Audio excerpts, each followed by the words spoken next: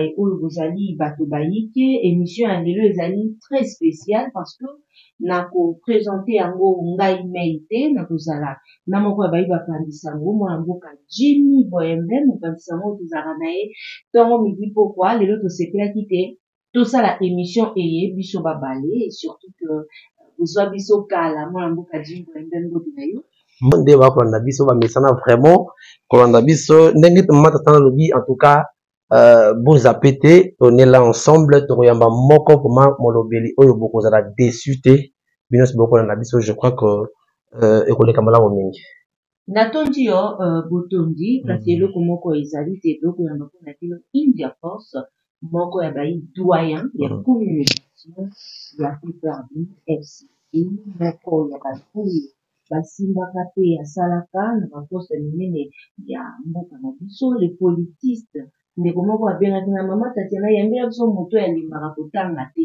ngabi singa matembele donc ti lelo akotanga kaka ye nde azali invité na biso lelo po te topanza mpenza mpoke ya mayema azali kotambola na mboka na biso babi démocratique du Congo kasi mingimingi na ngambo ya politique le politiste India Omari mbote mama Tatiana lelo toza na esengo ya koyamba yo na mwana mboka Jimmy Boyembe ndeko moko yebisingo abi me botondisi bandani na plateau tolobi te lelo tokolobela mboka en tout cas merci beaucoup namona ye mpe kala ayambanga mpe kala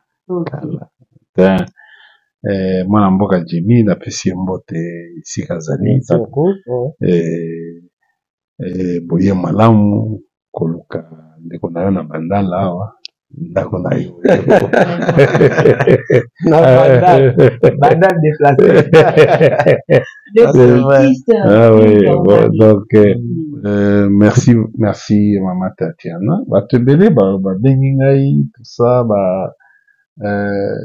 Mimi la efeta napesi ye mbote esika azali bon banali amisi bato ebele babengi ngai abi bon ndenge nini sheridan bato ebele ya poto babengi ngai bibo mikolo tozomona yo na Tatiana te ndenge na binono yaza carte moko ya kobomba toza na spécial moko ezala matata donc azo annoncer spécial moko donc ye na papa Jimmy eza esengo makasi. Voilà, Jimmy Boyembe. Bon, merci beaucoup parce que Yambi Biso vraiment, on est très content. Naninga ndozo banano boni o komona lecture no na politique koleka lelo oyo bino en tant que doyen on sera une petite lecture photo banamda vraiment na actualité oyo koti ya profondeur. Mboka eza kokufa. La lecture c'est que bandeko bayaki na boule ya détruire mboka. Bon, en fait moni soko oboti bana papa yebaka bana na ye yebike no oyo akozala musongi ya libota oyo te c'est à travers l'observation il y a sujet observé na oyo tobenga ngo na pédagogie ça y est il faut eloko moko ezala wana po miso etala ce qu'on appelle au fait système nerveux organe organe de vue les nerfs sensitifs transmettre tout ça et ça c'est plus important si ce système dans la physiologie ou bien il faut même pour nako en fait il faut qu'observer il faut beaucoup observer aujourd'hui mboka ezo avancé te mais mboka ezo reculé à travers ego ya mutu moko égocentrisme en fait c'est-à-dire mutu aomona qui en fait tout revient à lui omoni même IDPS lelo eza comme biteni osomona teke no depuis départ ya papa Etienne IDPS c'est comme biteni biteni na idéologie to peut vraiment non il y a déjà non il y a eu philosophie moko et sali que non bakoma na kokabwana. OK. En fait alors que parti ezalaka et représentaka eza mini gouvernement, c'est-à-dire pona koyeba que non eloko ekokoma malamu il faut otala ngo à partir ya organisation ya parti ndenge parti eza structuré eza organisé okoyeba que non bato wana soki batindi bango na leta bakozala na bizali ya malamu. Tala nano UDPS biloko ezosalema na parti yo moko parce que parti eza neti famille hein? Parce que moto ayebi kobatela famille na ye akozala capable ya kobatela mpe baninga mosusu. On comprend. Ce qu'on a bien, là, malam, na moi, sinayo, na bana na yo, tout ça, bon, il y a une cohabitation. Moto, on a ça va nommer à comme responsable. Au moins, on a quand même attitude, on a transplanter ou bien à transposer, en gros, même au niveau du système de l'État. Ce qu'on a mabé, on peut transposer et, en fait, l'éducation, on a même le système à l'État. Et, en fait, le problème qui se pose aujourd'hui, c'est que toza na problème ya makasi yango moni même monsieur Shadari camarade Shadari abimisi livre lobby etali alobi système ya l'état na biso ça système nerveux ya l'état et na maladie asali diagnostic na ye asali autocritique ya mwa ndambu ya régime ya Mobutu mwa ndambu epa na biso asali autocritique na régime oyo ye moko azalaki ya 18 ans bon nga na kobenga régime ya 18 ans te nga nakobakisa kobenga régime ya 22 ans. C'est-à-dire là parce que biso nga na ancien nga na banda makambo oyo oyebi place de père au fils. Oui, parce que bato balobaka 18 ans c'est comme si bazo bambula mosusu wana tokoloba bazo papa asali 3 ans mwana asali 18 ans c'est soko sangisi yango ozala mwa hein kutu bango bakoloba bino bakoloba 18 ans mais non mais ngai kutu ngai na ye na bosolo ouais on comprend pona koyebisa que non tosali 22 ans na pouvoir Mobutu asalaki 32 ans biso na Mobutu différence kaka ya 2 ans donc en fait quand papa Mzee azalaki président de la République, Kabila azalaka d'abord membre ya Conseil de l'Alliance. Kabila azalaki na politique bato bayeba te hein. Na alliance ndenge tozalaka wana. On comprend. Kabila azalaka membre ya alliance. Tango tobalus na FDL membre ya Conseil ya alliance, c'est-à-dire aki na mot à dire na Conseil de l'Alliance. Tango tozalaki na Babugera Gaïtan Kakuji, Mwenzen Kongolo, India, au fait, Yazalaka. Tant que tu balusa, tu commis de AFDEL, tu es la CPP, Kabila a été membre directoire, il y a comité du pouvoir populaire. Kabila Ozomona, azaki membre directoire. On comprend. Puis tango aye kolongwa, tango to créer parti politique, il y a peu perdu. Les gens, en fait, parce que bon s'intéresse à la histoire, te belé ba commenter. Et le problème c'est quoi? Le problème c'est que gangrener mboka na biso, ils allaient d'abord division au sein il y a parti. Bandeko yo ba uti koye. Yango moni bazo comme bazo ça les côté. Ils viennent avec rhétorique on a 18 ans. Alors pas un pouvoir. Mais quand vous dites que bazo ça les côté apparemment au comité ta poitrine, est-ce que vous êtes trop fier? Mais Barakebino na 18 ans, bon mandemboka oyoyo les lots surtout quoi na za kabino yoko to 22 ans to peso 22 ans bon mboka. Vous êtes fier donc et le bela kaoni. Bon, mutaboma mboka oyo.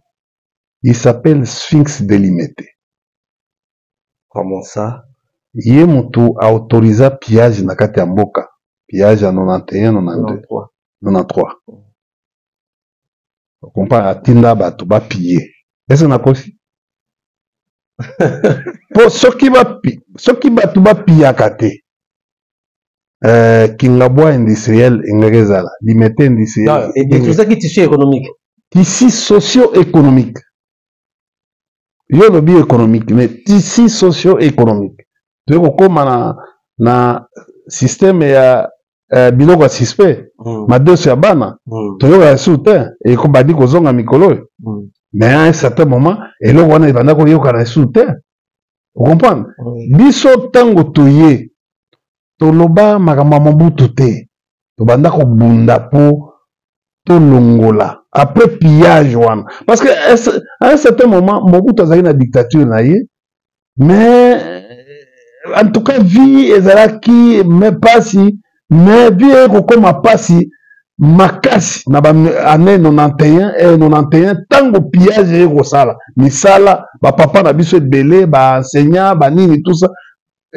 ntango bakompagnie wana ekufa parce que moto aboma bakompagnie ayebani eza fixe de limite faut tozala fiere ya certain moko kolobaka bosolo n'est-ce pas ese nga na kosi bakino bazali awa bazoyeba ngai bazoyoka biloko nazoloba mais mpona koloba est ce que je suis fier ya kobeta tolo mpona lobake no na 22 ans est ce que tosalaki eloko moko non par rapport ya entente ya population ocomprendre nakoloba te ke no nyonso ezalaki rose kokoso mpe ezalaki mais biso tokoti lere kabila parce que bato ebele bazoloba kabila fils ntango akoti na 2001 ntango akoti na 2001 akuti bitumba akuti Jean-Pierre Bemba aza na MLC avec ba-Ougandais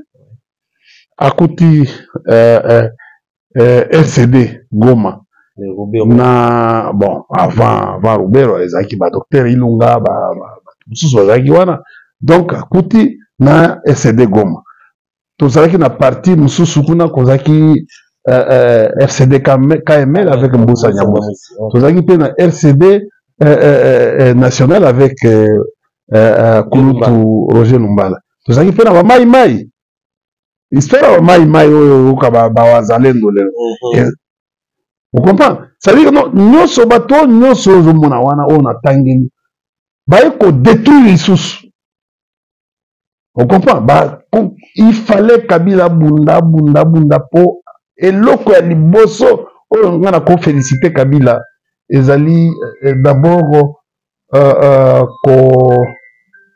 kopesa Kabila kofélicité Kabila na réunification ya mboka bengi batu moni lelo Kabila koti na 2001 na pouvoir na 2003 a réunir batu on comprend tandis que ndeko Tshilombo akoti na 2019 makambo abunaka na ebandi 2022 ti lelo azokoka ko-réunifier mboka te c'est-à-dire 3 ans soki tonge tosala comparaison omona yeno il y a une difficulté c'est-à-dire que non quelque part moto moko katikati na bango aza prédisposé ya kimia te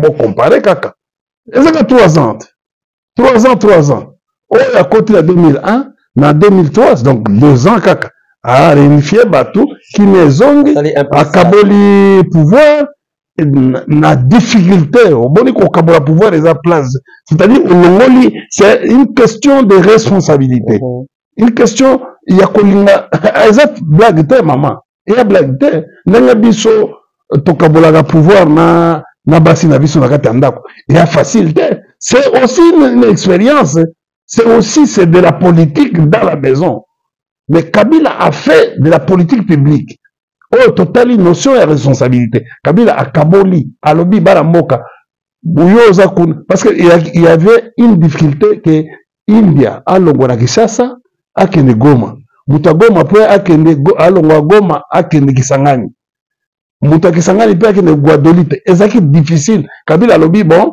pour na intérêt ya mboka boya to sangana to konza biso nyonso mboka et puis au fait il a travaillé avec ces gens bandeko nyonso on comprend et d'ailleurs soki Kabila azalaka na tempérament oyo ya bandeko oyo ya bacolérique oyo mbile elingi ezala mobulu parce que regardez nani bato oyo bayaki malgré bayaki ni MLC ni RCD ni MLC moto ayaki atala munduki moko mpona kotia yango na leta aza te so nazokosa botuna ministre ya transport botuna état major ntango azongaki na MLC awa minduki boni atiaki yango na état major oyo ezalaki comptabilise ezalaki te tuna RCD minduki boni ayaki à part kaka bango bamemeli biso bango balobaki biso tosalaki infiltration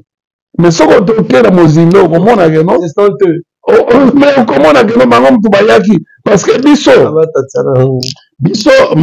mama Tatiana na papa mpona yebisa bino vérité parce que nga naza moko parmi bato baacteur oyo ya 96 donc 97 tokoloba ya le 17 mai mais biso ntango toyaki na bandeko tosalaki révolution oyo babengi mouvement de libération ntango tokomi tosengi bandeko oyo toyaki na bango bazambien baangolais baougandais barwandais baburundais toyebisi bango opesa biso facture bozonga na mboka na bango bon boyebi avant le 2 août tobengana bandeko nyonso mais bandeko wana bakenda bazonga apres baya kosala nini bamosusu bazongi kote ya RCD bamosusu bake kote ya MLC biso tozalaki susu awa ya Kinshasa tozalaki susu makambo parce que moze azalaki ye moko na bato aye kokufa atiki na maboko ya d'ailleurs soki otali badélégation na biso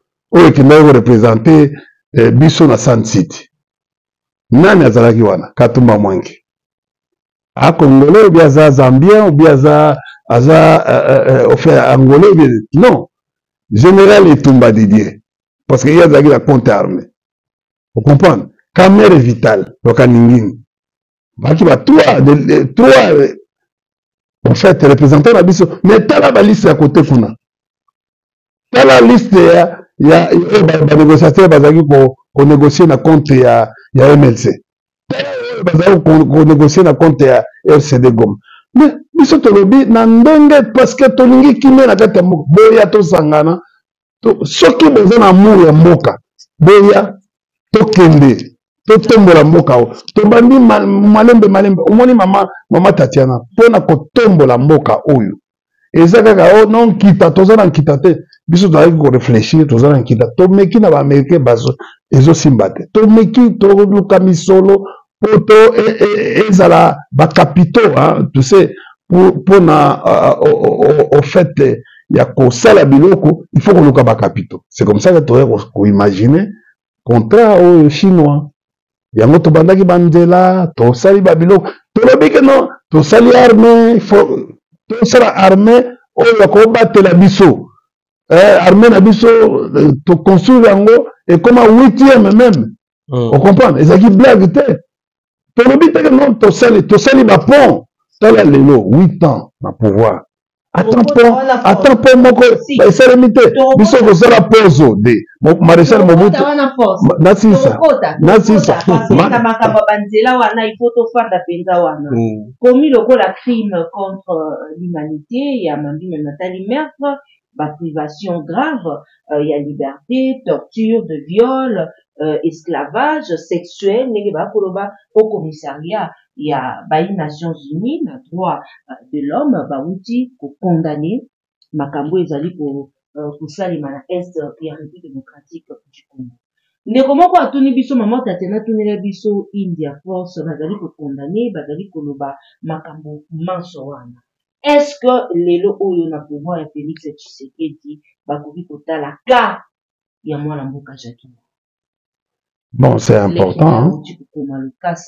C'est important. Moutazo a un problème, il y a insuffisance rénale.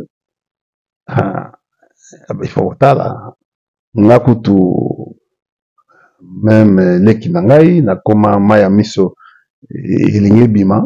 Moi je pense que non bandeko ya pouvoir botala ko maintenir leki wana na prison ekoservir bino nani, botika ye boya komema mokumba.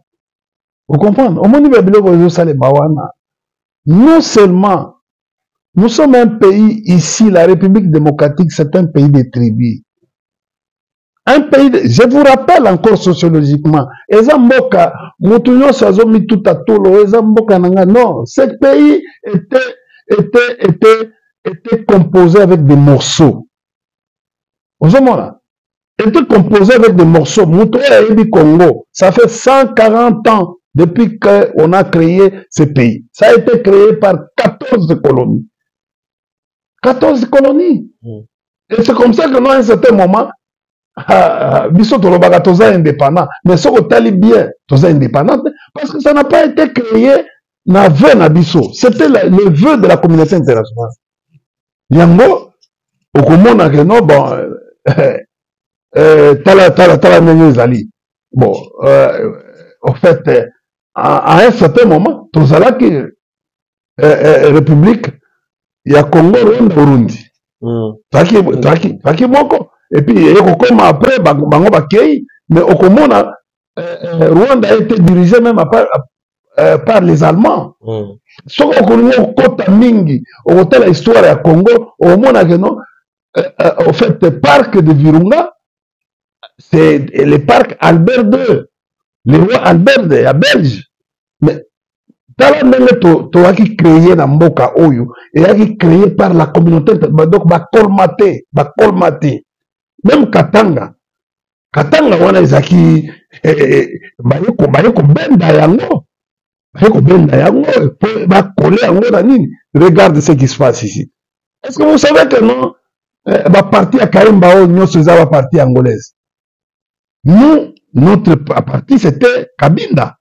Mais nous, on a cédé Kabinda pour te garder Bakaemba na parti Onyoso. Donc, et quand vous regardez, vous allez côté à Zambie. C'est la même chose. Donc, nous avons l'obligation de fonder ensemble. Donc, c'est soudé. Maman Tatiana, Omoni Mboka Oyo, je pense que non, il faut un travail depuis l'école primaire. Et on doit concevoir Bisso comme Tozo a un pouvoir. Pour récupérer le pouvoir. Oui. Mais est-ce que quel est le travail? Le travail, c'est la conquête, l'exercice et la conservation du pouvoir. En fait, Bandeko Baza, Lelo, mais Bazo Kokate, à travers comportement na bango, Baouti Nangola Bango, Banda IDPS, il y a conflit entre bango na bango, même on a l'État. L'État, les conflits, maman. Le président de l'Assemblée nationale qui a fallu derrière Mapambozali pour ça. Wana bazoko c'est nalobi wana bazoko c'est là. Outu koloba makambo ya ba droit de l'homme. Balobi est-ce que Kamel ndem to créaki wazalendo? Biso topesa bango conseil que non botika biloko wana parce que ils ont la constitution te. Aussi otangi na constitution ba komi que non il faut pas créer en dehors de FRDC ba créer wazalendo. Armée zaka moko, c'est le FRDC. Surtout on to soutenir. Banani baleka la télévision to soutenir wazalendo pe. Ngai na telemera bango. Soko telemeli bango balobi oza Rwandais.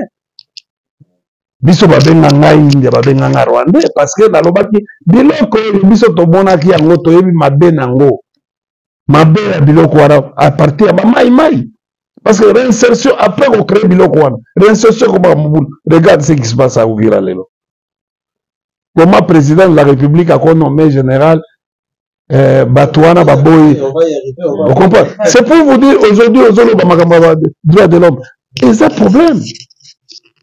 Comment autant de caméras, bato soutenir, député soutenir caméra na kata chambre pour passer la motion Bien botindi service en baki na okanga ba député. Biso pendant de 18 ans sur 22 ans. Aussi mona que notre aussi que notre kanga député, to okanga député, to latisi nani babenga nini oui. To enlever député, to tie kagoul, tout ça jusqu'à ce que dani on attra. Est-ce que Babylone va bongo? Ce n'est même pas les services de renseignement, ce n'est pas une police. Les services de renseignement, ils allaient pour la étude, la synthèse. Par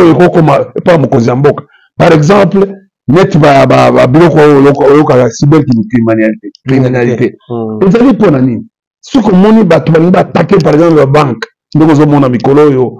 Non, bango bazawana pour anticiper l'événement. Ils ont pour la Rolande la vision de la téléphone était infraction de leur comment. Quand on a nos téléphones et puis tu as une infraction après, ça veut dire quoi? Est-ce que moi je vais faire des crimes sur les banques? Est-ce que je vais faire les crimes pour brouiller par exemple Internet et à service, document? C'est le travail que Bango fait ça là. Quel est le travail d'un service? C'est d'anticiper les grands événements. Okay. Les amis, on n'arrive pas. Non, non, laissez à la police le travail à Kokangagabatou. Tu représentes quelle menace? Pour un service de renseignement, toi tu représentes Maman Tatiana, Bazoyana 2 jeeps, 4 jeeps. Est-ce qu'on a la force à Koyakobunda? On a un bon moto. Sans compter ma moto. On comprend. Mais c'est ça le problème, c'est manquer le travail. Quand tu vois un service de renseignement qui se transforme en police, c'est le manque de travail. Le service de renseignement, chaque jour, il faut étudier. Président de Congo Brazzaville, par exemple, Minduki nini basomi likolo. Bavion nini basomi likolo. On fait atterrir na bango. Il faut otala. Comme un nombre combien de militaires. Parce que les menaces de pression, elles allaient tous les jours. Il faut otala pour étudier yango. D'abord, Azana aucune influence. Vous comprenez? Azana bongote. Parce que pour concevoir ou faire la conspiration, il faut avoir des moyens. Il faut avoir tous les moyens avec même pour Babylone qu'il y a beaucoup d'État. Il faut avoir beaucoup de moyens. Ce n'est pas que nous avons coup de force. Non. Par là, on va accuser un peu d'amateurisme au niveau régime ou comment? Écoutez, le problème c'est quoi? Il faut baïeba. Il faut baïeba. Le combat politique, ça ne peut pas amener au service ou bien à service ou bien à armée. Regarde ce qui se passe aujourd'hui. Batubabanga est sous armée, Batubabanga est sous police. Pourquoi? Parce que les comportements. J'ai vu un colonel hier, j'ai suivi un colonel hier. Azo yebisa le colonel de la police, azo yebisa basalinaye, policier. Comment se fait-il quand ceux qui population a moni police a bani kokimambango? Alors que ceux qui policiers à moni na buto azotama buto a moni police, il faut aller à pembeni na pas ayebi que notre police a quoi accompagner. Regarde ce que nous sommes arrivés ici à Kinshasa à l'époque. Quand il y avait des problèmes de transport, tozo kumba ba civil, tozo tika bango na ba masina ba nini musée avec musée, rappelez-vous, soko moni policier na butu a kumbi yo akeko tika na jeep tina ndako na yo pour la protéger. Mais c'est plus le cas aujourd'hui. OK. Ndeko India, merci beaucoup. Je crois au tu ko soulever un problème oyo ya actualité, oyo za vraiment pour ça la moi quand ça ba imboka ebele et nomination na tête de renseignement na Uvira, il y a Ndeko Olivier Gassita. Est-ce que le président de la République a fait un bon choix et fait ça moins responsabilité Ndeko Olivier Gassita? Wana ezali dans politique to bengango, il y a un commandant suprême. Article 83 est clair de la Constitution. Le président de la République est le commandant suprême des forces armées de la République démocratique du Congo. Point. D'ailleurs, quand on dit que basala kaire, nazo mona ngo même na protocole oyo ya présidence.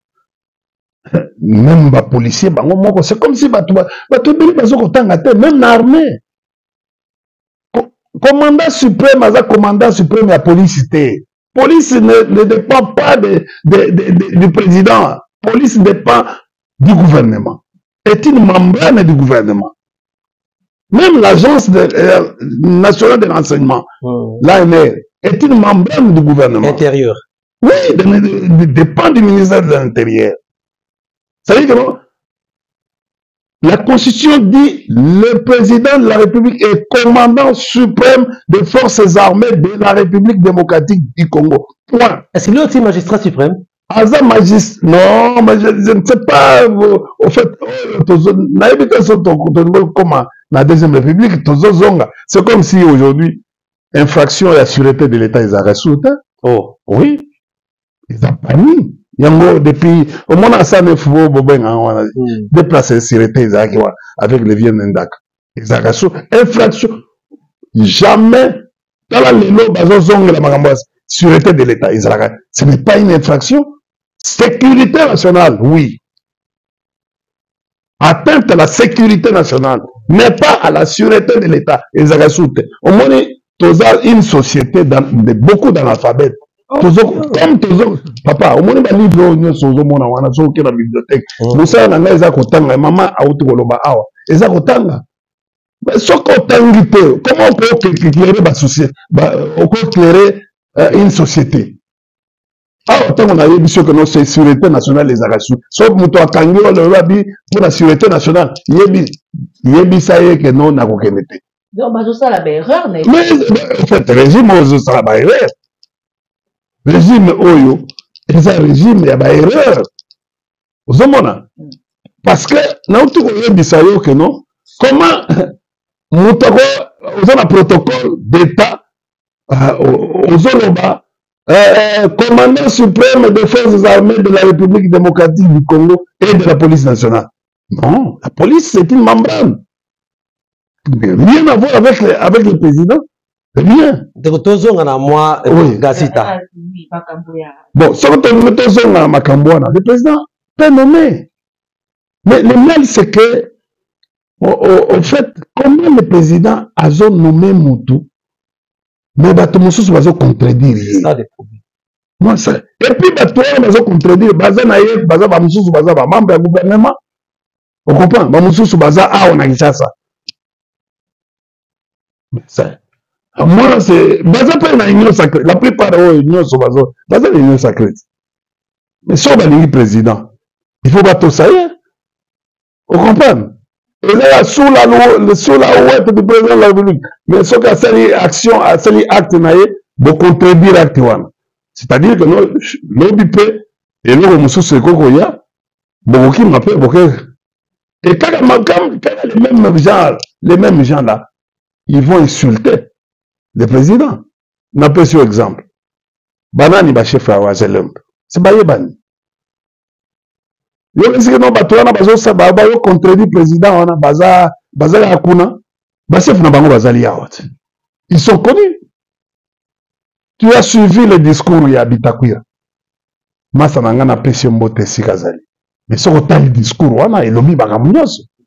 Ces gens-là ne disent, en fait, ne prennent pas les actions à contrer. Le problème, c'est quoi? Clientélisme, ils ont une union sacrée.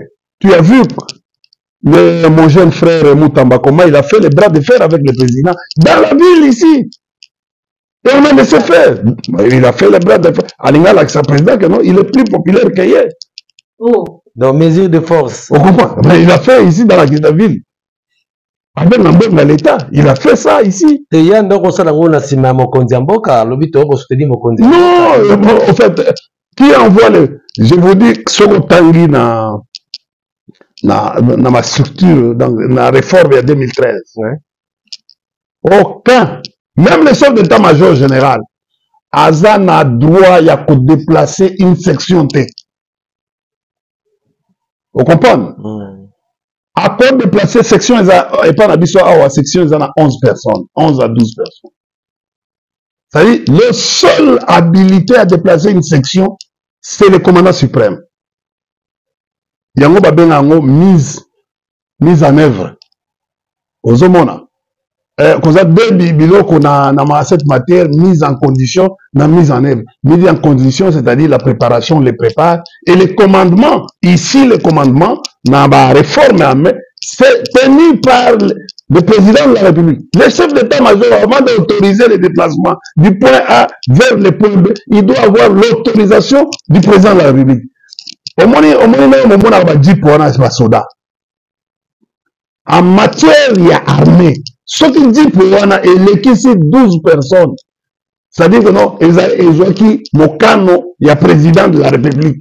Parce que toutes les conséquences, ça va avoir la responsabilité du président de la République. Voilà, ils ont dans ma commission. Dans ma commission, au tangi, na barni. C'est ça les macarons.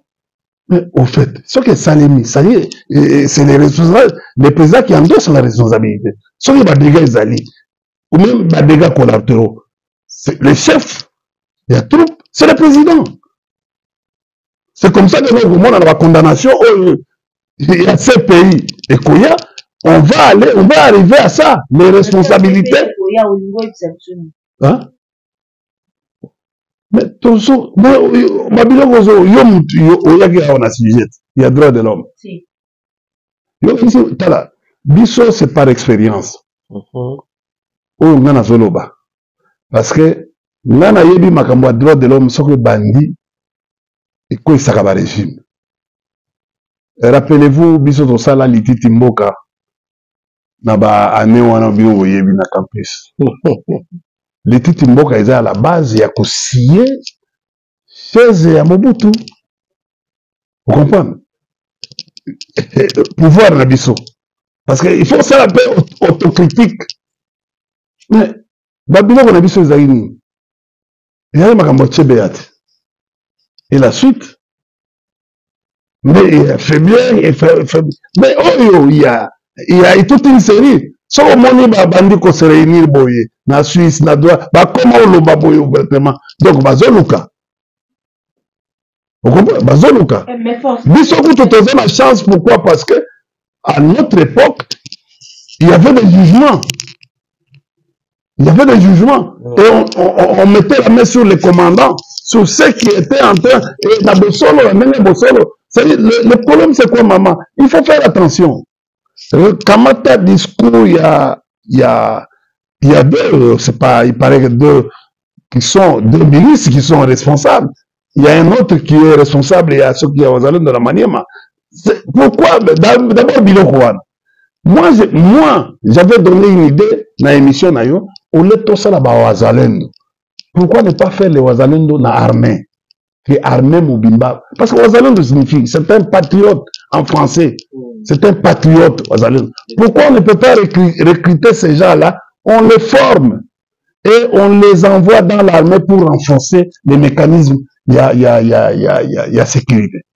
On est côté à net groupe Wana. Et c'est ma belle. Parce que c'est ce qu'on appelle aujourd'hui le Wazalendo. C'est un danger pour la République. Oui. Oui. Et c'est même le lot kamati civil au PC Munduki. Il faut que je foute. Si on fout, Munduki va se servir pour un fouta.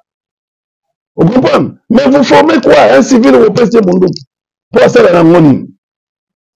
Très bien. Parce qu'il ne sait pas la valeur à Munduki. Ayebi Mibeko à Munduki. Ayebi Kobanga à Munduki. Parce que Munduki est un couteau à double tranchant. Tant que PC Munduki, Ayebi valeur naïte, Ayebi règlement militaire.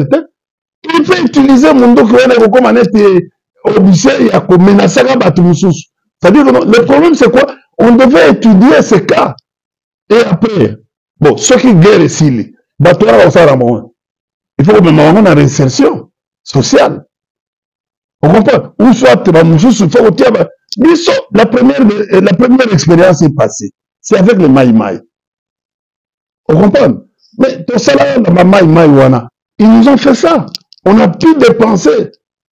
Nous, on pensait que non, Batouana, Banamboka, comme on le dit aujourd'hui, tout ça. Regardez, même, au moins, on défie tout un président de la République. Mais c'est grave par rapport à Mboka Moussou, Tanzanie, Azota Labiso, à le système de sécurité Labiso, Burundi, parce que Burundi, les gens ont mis. Burundi, c'est Azoui, au même que c'est Azoui, Borne Nabiso. C'est déplacé Borne Nabiso. Azana partie, c'est comme la Zambie, comme l'Angola aussi. Tous les pays qui nous environnent. Burundi est en train de voir. Qu'est-ce qui empêche que... Parce que les menaces tous les pays dans la géopolitique utilisent la menace comme un loco pour aluka à trouver d'intérêt. Vous comprenez? La menace est divine. C'est Dieu qui a créé la menace. La guerre elle-même est divine. Sociologiquement, Dieu a créé la guerre. Non, kimia ezalaka eloko moko exactement non pour la libérer. Très bien. Merci beaucoup, Force. Tokendepe Awa, parce que Toboni Joseph Kabila a représenté na Afrique du Sud, le but est une forte délégation.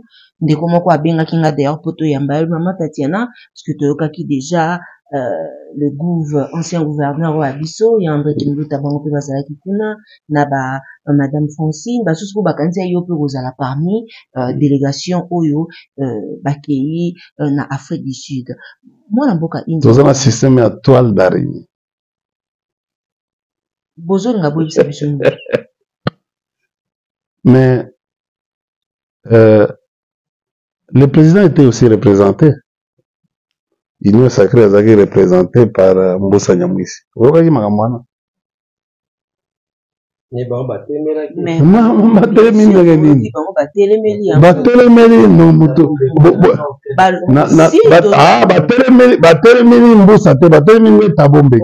habite à Bombe qui est à travers Nabino.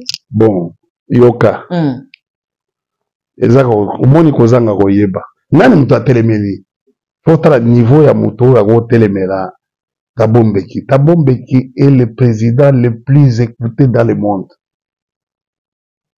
Ramaphosa Kakaza au côté, bon, Tabombeki.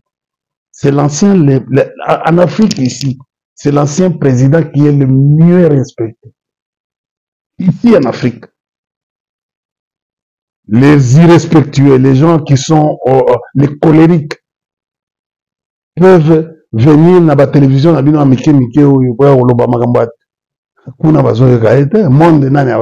qui vous êtes incapable de faire passer votre propre message à Génocoste pour que la communauté internationale accepte. Et donc, on sait la guerre dans Tabombeki. Tabombeki, qui a aujourd'hui est à la base, il y a même, pour tout ça, la constitution, il y a le 18 février 2006. Ce qui est mais Makabatu nyonso na san suscité.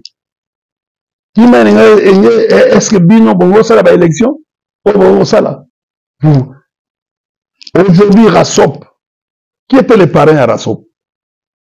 Tout n'a vu Nangai, Franck Diongo, Olengankoi, en fait Vouemba et les autres qui connaissent l'histoire.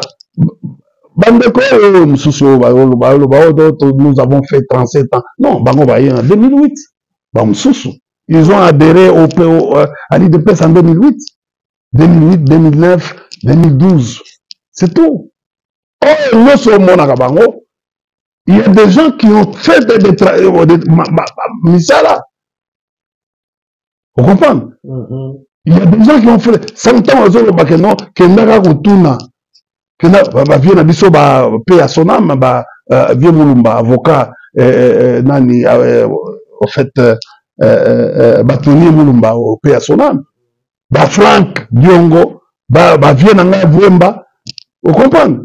Bomanza, vous comprenez? Même Timothée, que d'ailleurs, vous avez il est Azaki na paré Azaki na Santidi, en Afrique du Sud.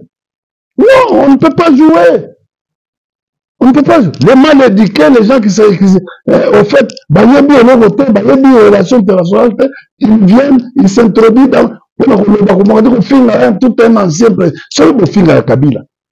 Oui, Kabila accepte, mais le film, l'Afrique du Sud, à mon Tambombeki, net moi, après Mandela, et Zanier. D'ailleurs, bateau, pesale bangombongo, pour bangombongo, ça ce qui manifestation. Moutoubassali, Moutoubaga a organisé forum international conférence, na Kikwit. Bino boyawa, même pas pour créer une résidence officielle à Tambombeki. Boluki ka moi, eloko moka bureau, kuna tout bureau privé, bureau n'est privé. Ok, devant bureau privé, boko sa manifestation. Bakangi bino. Bagason na bakangi bango. Tu es au courant que non bazo refoulé bango. Bon, tant qu'on va refoulé awa. Bino ba opesa bango musala. Parce que déjà ba parlementaire de bois. Donc on a ba utiliser qui batou pour que ba kende ko saboter. Mais ko saboter, ko saboter de kuna na kuikuti place conférence de Zalaki. Et puis conférence en gros Zalaki ka biso te. Zalaki ba mboka ebele Afrique. Biso to na sujet na biso o etali makambo ya kimia, la crise sécuritaire. Yebisai. Le gouvernement Zali est aujourd'hui incapable de couper sa solution à la crise sécuritaire. Comment toko dénouer la crise oyo? Tilelo. Banda Bunagana. Dans le bac de production. Ça fait plus de 4e année où ils ont des problèmes depuis la crise au bandit. Aucune solution. Aucune solution. Moi, je pensais que non, le président, na forum interparti, état au Salement de la centre culturel, à Kokoya, dans le message pour la Mboka, voilà les solutions par rapport à la crise sécuritaire, voilà comment j'envisage d'ici 3 ou 4 mois, qui n'est qu'au côté à l'Est, Bakambouana et aussi là, voilà. Mais, bateau, nyonso bino, nyonso, ba journaliste, kuna, na ba veste, na bino, y a un plaid. Monte, au message des années à éviter. Des organisations, c'est-à-dire, va prévoir arriver à Mokozi à 8h, ce qui est 8h30, Mokozi à Bimeli, 16h. Ce qui est 16h30.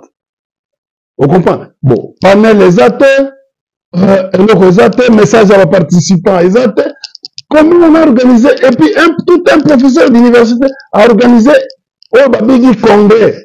Ce qui est extraordinaire. Il y a que non, Congrès signifie quoi?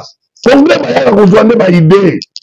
Et on ressort les grandes idées. Et ces idées-là sont portées par des participants par rapport à telle, les orientations. Et les chefs donnent les grandes lignes sur la marche. Dans le deuxième congrès, il n'y a pas eu d'orientation pour nous. Oui, je me pense ça. Tu as retenu quoi?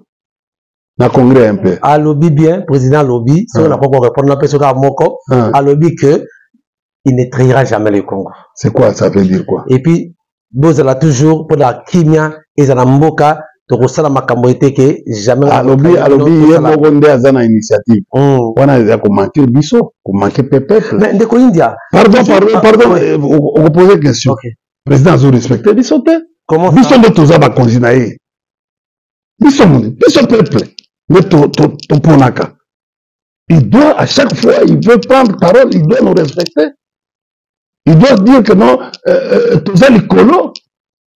Mais initiative, tout le monde peut prendre l'initiative. Il a toujours respecté le peuple. Non, mais quand il dit que non, il n'y a que moi qui peut prendre une initiative.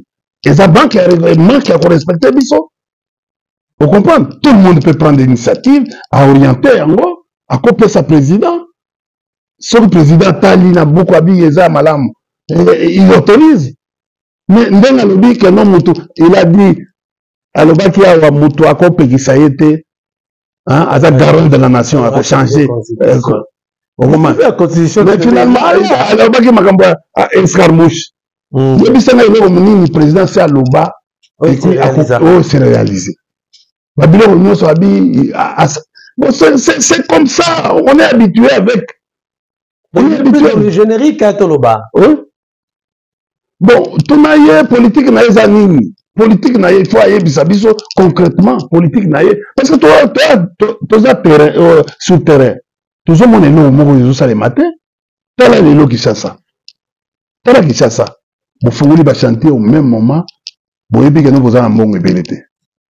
Au moment après, nous l'avons eu banda. Au moment où que ça comment. Ça, c'est tout ça, c'est le problème de la planification. Planification. Tout ça, le problème, on a ma casse. Et puis, tout ce qui se passe aujourd'hui. Ils ont un soubassement dans Bango, il faut que tu aies la IDPS. Division, il y a caractère, il y a IDPS. Il y a Kondongwana. Il y a une gestion à l'État. Ma belle nyoso oyo. Et ça, les malélos. Ba détournement, et ça, le comportement, il y a IDPS. Ok. Vous comprenez? Et qu'on se jeter na kati ya vie publique. Ça dit, conflit, règlement des comptes, de baso c'est tala makambo ya Jacques Ndala. Est-ce que les garçons là méritent ce qu'ils sont en train de vivre? Pour na koloba, bon, est-ce qu'il a détourné 2 millions? Yebisanga yo. Et là, on biso togo sili quand même population. Mais moto a détourné mbongo et belé qu'on est quand même 19 millions. Moutamba. Azawapi. Raison surveillée. Et pour la mine. Très bien. Ton angai pour la mine. Vous regardez parce que biso togo lukaye na promenade. Azate kuna kutuana bukolonda kwa la bagi déjà que non depuis kala. Vous comprenez? Le balabé ça na Pékin. Et bon kaka Orly Ilunga, ministre, ancien ministre, a prison qui peine na lieu carcéral. Pour la même peine, travaux forcés. À ça, là, na makala. Mais il y a ce qu'on mouton, ça dit, au fait, parce que le tournage, ils ont dit. Le travaux forcés. Est-ce que le législateur congolais a prévoir mode d'exécution? Dans la jurisprudence. Obanda. C'est-à-dire que non, le problème, c'est quoi? Il y a des gens qui ont déjà fait ça. Ça s'appelle en droit de jurisprudence. Ok. Vous comprenez? Matata a été condamné pour la même peine. Orly Lunga a été condamné pour la même. Il y a beaucoup de gens, ils sont condamnés. Ils ont même peine. Presque même peine. Bakenaki na résidence surveillée, bakena na prison. Bon, yebi sangai, aza nani, oyo, directeur de cabinet kaka ya président, ne ba mema qui est na nini na prison. Bon, yebi sangai, si il y a, au fait, il y a aza supérieur. Donc, ba Congolais, ba Eza, o babengi justice à double vitesse. Ok. Yango, au bon ileki, c'est le moins mangu parce que comment homme spécial c'est que bango le bibo on moninga la lekeli bango parce que na intimidé bango en fait bon bisoto yebi na kisasa awa si tu as un peu d'argent tu peux mobiliser les gens tous dans 4 districts papa naza na mpata na ngai et bongo écoute naza na mpata na ngai na côté ata moi soka tie moi bon moi bambongo a dépensé côté na mbongo na Océanie côté na mbongo na Belgique tout ça on peut réunir les gens et faire des bruits suffisamment de bruit na Kinshasa et en fait yebisangai qui est à Kinshasa biso tout yo a moi na Kinshasa tout bandal na mikolo na kila bandal na moi 15 000 ou 20 000 na tieli ba petit on comprend. Hein? Petit biloko yango na kotumbisa bato te na bandala eyo yebi hein? te yebisa ngai bato bango koma fu te awa mpo na ngai hein? Un ministre qui a fait une année au ministère de justice. Le ministère de justice c'est un blague hein? Ouais, bah frère ya justice wana il karaboui et puis mais c'est électrique. Ailleurs, c'est un ministère, en fait, secteur porteur de la croissance. Ailleurs. À Saline, réforme et ça la justice. Mais il y a Bisangaï. Réforme, c'est-à-dire quelque chose qui peut influencer positivement à une vie. Ni justice, c'est ça à Kozinda. Quand on remarque livre yangoyo, livre yangoyo, avec des documents, c'est-à-dire que non, ils ont documenté, c'est-à-dire que non, quand le président de la République, il faut critiquer le président, il s'interfère à l'instruction judiciaire. Livre lobby. Il s'interfère à l'instruction judiciaire. Mais Azoboma justice, outre qu'on s'interférait à l'instruction judiciaire, Babiloko ya acquittement, babiloko ya condamnation, il faut. Yo kagite que non, bato bazako loba ono, toujours c'est la président. On est la juge, bakata likambo, bokomo c'est la président. Ozo mona mutu, décision bon, en fait, c'est la présidence à Kolobanine. C'est-à-dire non, tant que nous n'avons pas encore quitté stade wana. il y a interféré dans l'institution. La situation de le Premier ministre a banarate, na mboka oyo. Moussa na izani. C'est-à-dire que non, aujourd'hui, les gouvernements qui ont une institution se confondent à une personne. Le Parlement aujourd'hui est devenu une chambre de résonance. Il y a président. Il y a un moment où pourquoi? Parce que le Parlement est un temple de la démocratie. Mais dans le Balingi, il même le Parlement, au moins les parlementaires, sous la présidence de la République, l'initiative du président de la République. Oh. Il ne pouvait pas dire ça. Non. Au ce moment, lobby, na premier ministre français. Vous comprenez? Je ne vois pas les ministres à chaque fois, action. Oh non, président de la République. Mais il faut condamner. Tant qu'on a vu, moi je condamne. Moi je défends. Les jours où tu m'as vu à l'ICCN, à l'OGFREM ou à l'ICCN combien de fois dans président? Non, ça ne sert à rien. Ça ne sert à rien. Merci. Ouais. Donc, il faut à travers Moussala Odosala. Et on se retrouve, le président Tinda qui au fait, qu'on remplit la tâche, et qui, au fait, bien consigné. Il aussi c'est émission que moi 2 minutes tout le bela mambi mais matali vernissage il y a livre il y a mon amboka Emmanuel Chadari force bandeko to kangani na pour payer mon amboka Emmanuel Chadari a commis biso bon beaucoup oyo mingi a commis mwana mboka Félix Tshilombo po yena cabinet na ye batanga cabinet na ye asalela ye synthèse po ayeba kolong kotika ba institution ou pouvoir wana et travailler séparément. Bon, mais en fait, biso to yena mais non bango il dépêche à la capacité wana te mama azana capacité ya komate akoko azana capacité il y a des professeurs éminents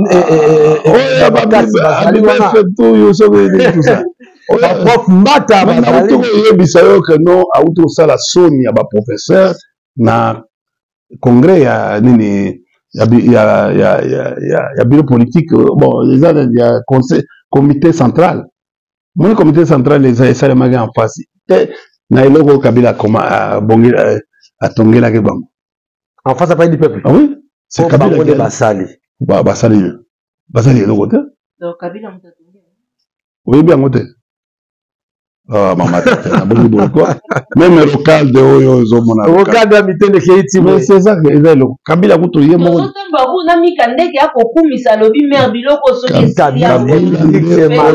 Kabila nde ezali na makomi. Kabila nde kolo projet et ute Kinsuka ti eleki Matankumu eketi côté aéroport eleki.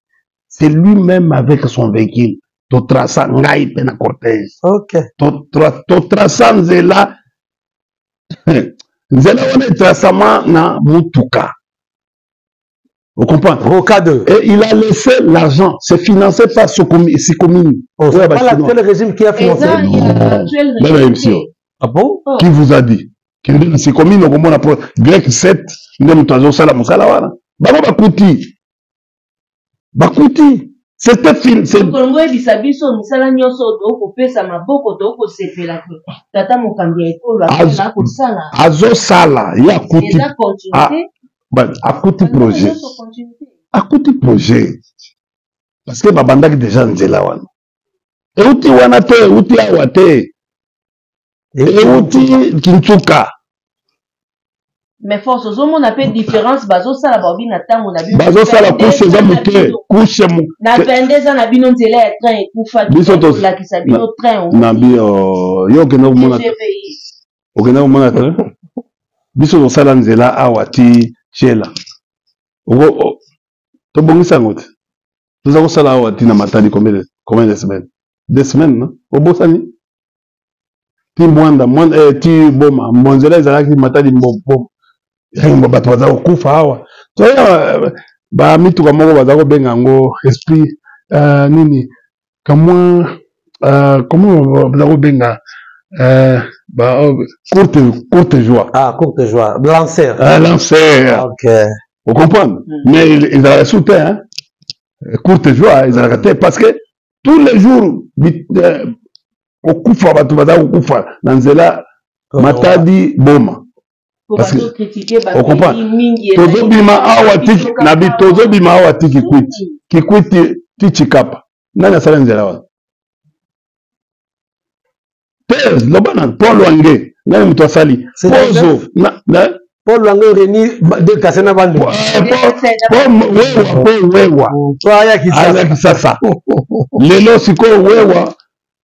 Kende siko na 23h 1h du matin na ba station oyo ya Kalamu. Eza mawa ba ko la ba station avec likola moto. Tel lelo ba ta station baza incapable à koteka parce que moyen mituka ekoma station na ma campagne awa ipana ngai. Moyen te. Est-ce que vous regardez mboka mobimba eza parking te. Biso tika ye makambo moto te. Moto eye ko zonga. Mais batoka pe ba moto. Batekisa pe importation ba moto. Pour te régler circulation, makambo lobi makambo train. C'est une bonne initiative. Bango mutu maboma train. Papa, yo moboma train. Na lobi boy. Yo banda ko mona train ezako uta gare centrale machine te. Ngunduka. Ngunduka. On va se la ngoki tala ebile. Voilà, c'était parce que biso to ko mata biso bino tien o yantiki quand même. Et bongo oyo ezali. Okilelo. Ah papa tika to sepeli bakosela yi bango ke notre ekenda okufa no très confité ngamona non nga eza ko demander ngamona zanzalaki wana mais très wana soko koti okomi wana pembeni omona yeno ezwa marteau ibele et puis batie pe peinture basanga la chanika mais dans le vie eza d'ailleurs peinture basali yango soko komi pembeni bomo santé quand même mais to kondima kaka mutu wana ayaki na train ya liboso nde mutu aye lisusu na train mosusu na période na biso ayaki mpe na train oyo ezalaki kosala urbain yango aye lisusu deuxième mais tomoni bamboka beza batrain électrique mais ndenge nini oyo tozaka oyo eza makoki nde ekozala te non en fait moi bon mon souci aujourd'hui c'est que il faut d'abord féliciter dans l'initiative wana bazongisa train parce que makambo ya embouteillage lobi na souffrir ya kosakana embouteillage soki bazongisi train eke batala mécanisme ya kobloke ba moto oyo ocomprendre il faut train yango il faut ekendaka tiki tambo baluka moyen ko mais mabende kaka bango moko tala omoni na mosquée ya Bangala. Non, c'est comme na Monjiba. Avant Monjiba, mosquée moko eza moni na nini galerie pâtisserie nouvelle. OK. Galerie Saint-Pierre. Oui, Saint-Pierre. Bazui place wana training. Omoni batie manzaza. Batie. Bango baza mystique. Oui, batie lisusu manzaza wana bosiko manzaza wana train il faut place train lekaka yango wana po ekoma kitambo so basalisi biso bato bakoma komata bazwi bauti aéroport bauti masina baye ti kitambo ekozala bien d'abord ekofacilité pe c'est du social biso toencouragé. Merci beaucoup. Ndeko nanga Martin Lukusa, félicitations. Mais bon, Togosenga P, ministre de transport, a développé vice-premier ministre de transport. Nan Jean-Pierre Bemba. Ben, a développé na Ouganda. Bon, le point n'a moins ironie, hein, parce que n'a pas dit que non, place où nous sommes bâtis à Gaïa et Chouagat. Place où nous sommes. Hein? Na vice-ministre, Azaka Touré Liboso. La défense. Non, d'abord vice-président chargé à économie et finances. On a bino. Hein? On a 1 plus 4. Bon, réussite Kaga Zagi Gaga, a récupéré Eloga Malukuguna. Bon, après, a récupéré Mona Maluku. Bon, mon sidérurgie Maluku. Ok. Bon, tio, hein? Oga, c'est Oga, histoire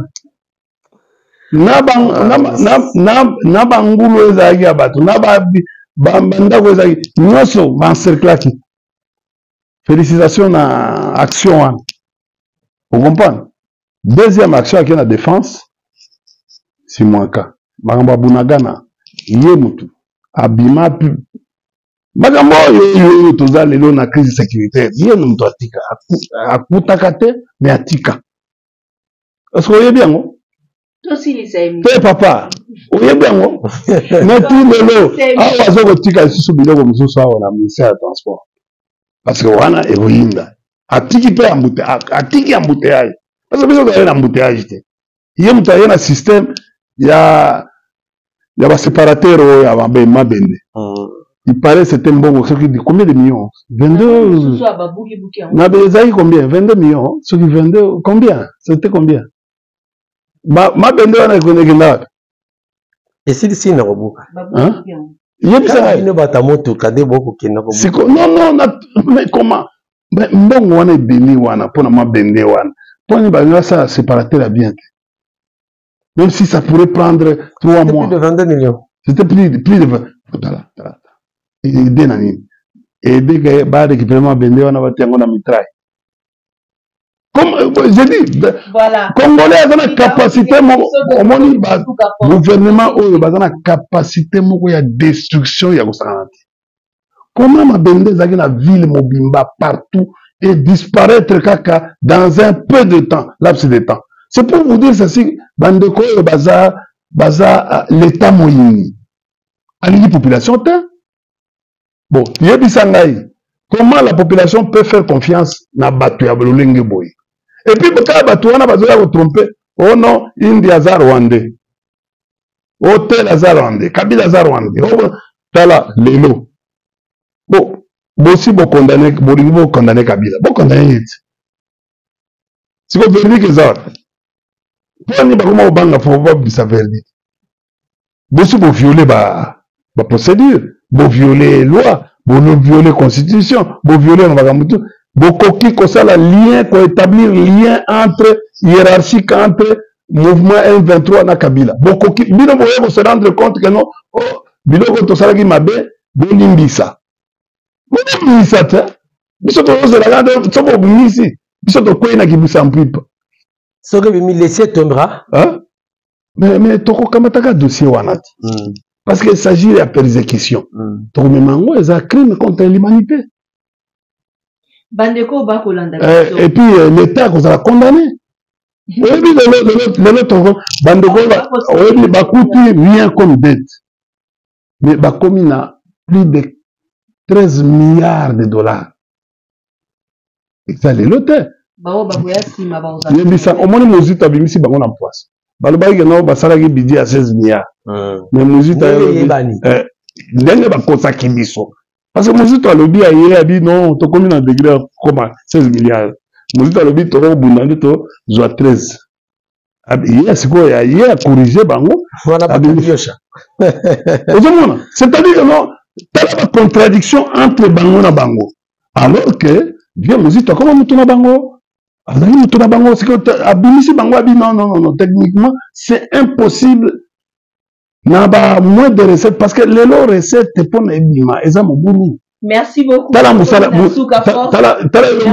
embouteillage ils ont ça là que batuba bakena musala te basala musala malamu te parce que les gens arrivent au bureau à 13h.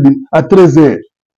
Abimi na ndako na 7h abimi akoma na difficulté pesa makasi surtout pour na bana biso mi ba biso te tokomi na su bana basali ni ndeko nyonso pour na kelasi mwa otambola ezalité. Merci Nabino Banso vous s'abonner massivement pour continuer aussi ça na yo là. Merci en tout cas, je crois que bandeko nyonso bolande biso mitu nezaki ya biso nezaki ya India Force onde je crois et les émotoutés. Et bon, continuez à s'abonner massivement dans la chaîne Nabino. En tout cas, vous ne serez jamais déçus. Je crois qu'il y a eu beaucoup à dire. Compte tenu à temps, il y a certains points où on peut aborder parce que papa Inda a autour de bébé. On peut en profondeur par rapport à livre Oyo. Mais je crois que prochainement, donc, on aura sur ça. Merci beaucoup. En tout cas, bon, je ferai confiance. Merci, Maman Tatiana. Un grand merci à ma partenaire fidèle, ya Maman Tatiana. Merci à l'équipe rédactionnelle, Nikandeke Jojo Komingo, ingénieur Eric Lokole. Merci à ma partenaire Nangaï, Maman Emélie Zimba, tous les pélés Mbetolo. Merci à mon couloute Nardi Amissi. Merci également Nayamini Laïfé Tamokondi Import-Export. Elle calme toujours au service de la nation. Merci Naya Anita Monéa Omba. C'est sur ça on a confiance. Bishop Serge Katembo, Maman Émilie Zemba, Boza et Bélé, Dino Baye Obolandaka, Bishop, vous s'abonner massivement et partager nos émissions et surtout, Bobo Sanate, Yako s'abonner massivement, dans le là, Baye Tambola Bishop, force rapidement numéro, Nabao Babo Solo. D'abord, bon, le livre, c'est important. On est dans le Montesquieu, c'est Montesquieu, esprit des lois. Boluka livre botanga eza ba livre sika to koma et puis moto a besoin ya numéro nanga ezali 0 243 9 98 41 52 36, c'est-à-dire 00 243 9 98 41 52 36. Donc na pesi batunyo sombote ba onyo so ba kotala biso ba yoki elengi ya émission semaine eza semaine moko bandi bon VK zala kinya ye ba okoka ote vie yoza oza grand esprit o lekeli bango so ba na boule ba biloko ba pétition wana au monde yo peut intimider bango pétition pour ya ndenge ya soutien elengisi bango donc okoki kokabuka na esprit na yo wana okabela pe parlement donc assemblée nationale en deux vous comprenez ka esprit wana attention c'est-à-dire ezali de part à pouvoir c'est quoi comment la tension na palpite voilà en tout cas merci à mon révérend docteur André Bokindoa, merci na bandeko sur ITT, un grand merci à vous tout en abino prochainement ce que émission c'est bien ça bien tout aujourd'hui ça faut voir que celui qui a mis force les politiques d'état là babu kweza ka ebele donc tout ça qui ngonga aussi ça té kosola ba maso mosusu kasi ko yeba na moi lai oyo tolobi na kati ya émission na biso ya makolo lelo encore une fois courage na politique na biso Jacques Ndala depuis présence kala tozali vraiment de cœur na yo nzambe apesa yo makasi balibere aza mwana ainsi tala moko boma muto abatu pamba vous comprenez Jackie Leki Afina Kabila, mais Kabila l'a pardonné. Oui, mais en fait, mais il a pardonné. Maman Olive avait pardonné. Jackie, au moins problème, tout ça conflictualité. Au refin à Bisso Lelo, à une Rwandais, Menaseki. Allez, au revoir. Donc, nous prochainement pour notre développer.